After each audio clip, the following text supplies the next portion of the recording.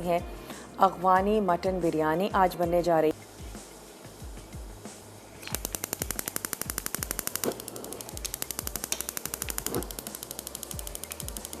चलिए जी, आधा कप इसमें चला गया ऑयल और आपने ले लेनी है 2 अदद दरमियाने साइज़ की प्याज। इसको कर लेते हैं स्लाइस।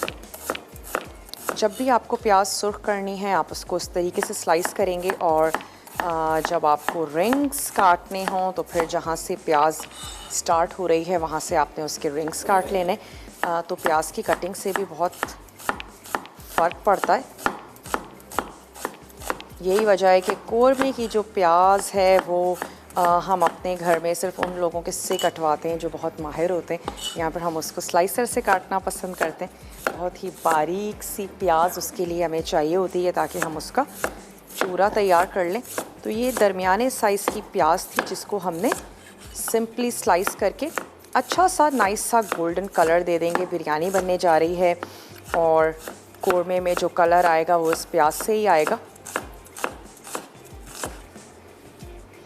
घर में जो आपका दही थोड़ा सा खट्टा हो रहा है वो भी आप इस रेसिपी में ऐड कर सकते हैं। बिरयानी में अच्छे जाते हैं खट्टा दही, खूब पके हुए टमाटर। तो चलें, ये चली गई इसमें प्याज। थोड़ा सा आंच को तेज़ कर देते हैं और साथ ही मैं इसमें ऐड कर देती हूँ साबित गरम मसाला।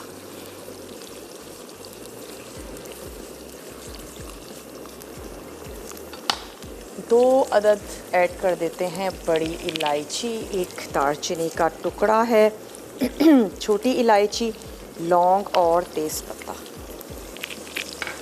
साथ ही शामिल कर देते हैं सफ़ेद ज़ीरा। प्याज अच्छी सी फ्राई होगी तो फिर मैं इसमें अदरक लहसुन का पेस्ट और बॉईल हुआ हुआ मटन ऐड कर देंगे। दही ऐड करके नमक हस्बे ज़रूरत और हमने इसको अच्छा सा भून लेना है। गाजर और किशमिश इसमें जाएगी जिसको हम अलग से हल्का सा सौते करेंगे। अगर आपको सिर्फ गोल्डन रेजिन्स पसंद हैं आप गोल्डन का इस्तेमाल कर लीजिए। मैंने ब्लैक भी ले लिए हैं, उससे ये होगा हमारे प्लेटर पे अच्छा सा खूबसूरत सा कलर आ जाएगा। उसके बाद मैंने यहाँ पर इसकी आंच को बंद कर दिया ताकि हम इसमें दही ऐड करें। ब्रेक में मैंने इसमें मटन शामिल कर दिया था और साथ ही ऐड कर दिया अदरक लहसुन का पेस्ट। तो अब इसमें हम शामिल कर देते हैं दही और स्टोव को दोबारा ऑन करेंगे। इसको अच्छा सा भून लेंगे। आपने हमें बताना है कि आप PSL देख रहे हैं, नहीं देख रहे हैं, क्रिकेट में कितनी दिलचस्पी रखते हैं, और अगर दिलचस्पी है PSL देख रहे हैं तो फिर आप हमें ज़रूर बताएं कि आप किस टीम को सपोर्ट करते हैं।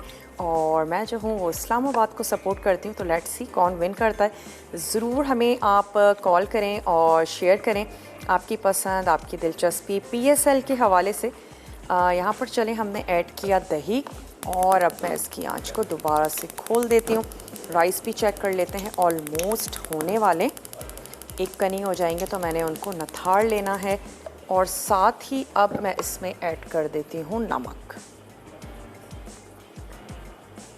चले, नमक इतना होना चाहिए कि अच्छा सा खिला खिला रहे और कोई बहुत ज़्यादा स्पाइसेस नहीं हैं। तो इस बिरयानी में अगर किसी चीज़ का टेस्ट होगा तो वो गोश्त का अपना जायका होगा और साथ ही नमक या साबित गरम मसाला। चलिए राइस को चेक कर लेते हैं, हो चुके हैं, मैं इनको निकाल लेती हूँ।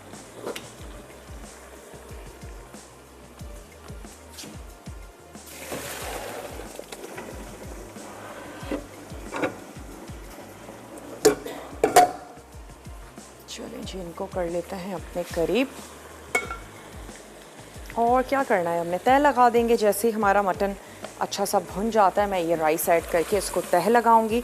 और जब हम इसको सर्व करने जा रहे होंगे तो फिर फ्राई हुए हुए किशमिश और साथ ही कद्दूकश करके हमने गाजर ले लेनी है, उसको हम हल्का सा फ्राई कर लेंगे और उसके साथ हम इसको सर्व कर देंगे। ऐड कर देते हैं ये बॉयल हुए हुए राइस।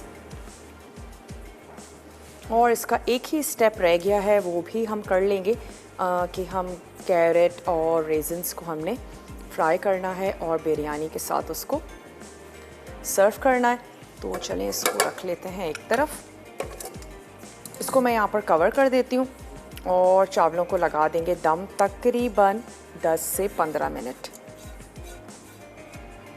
और अब आ जाएंगे हम अपनी दूसरी रेसिपी की तरफ, जो कि है बेसन की ग्रेवी। और सबसे पहले हमने उसकी तैयार कर लेनी है कतलियाँ।